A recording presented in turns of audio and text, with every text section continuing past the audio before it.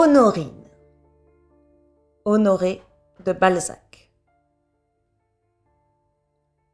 Si les Français ont autant de répugnance que les Anglais ont de propension pour les voyages, peut-être les Français et les Anglais ont-ils raison de part et d'autre. On trouve partout quelque chose de meilleur que l'Angleterre, tandis qu'il est excessivement difficile de retrouver loin de la France les charmes de la France. Les autres pays offrent d'admirables paysages. Ils présentent souvent un confort supérieur à celui de la France, qui fait les plus lents progrès en ce genre. Ils déploient quelquefois une magnificence, une grandeur, un luxe étourdissant. Ils ne manquent ni de grâce, ni de façon noble. Mais la vie de tête, l'activité d'idées, le talent de conversation et cet atticisme si familier à Paris.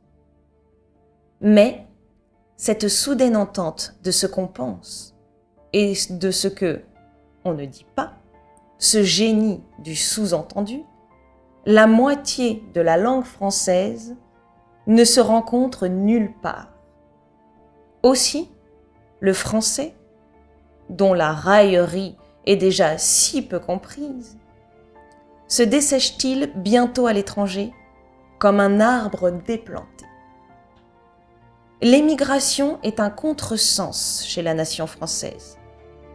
Beaucoup de Français, de ceux dont il est ici question, avouent avoir revu les douaniers du pays natal avec plaisir, ce qui peut sembler l'hyperbole la plus osée du patriotisme.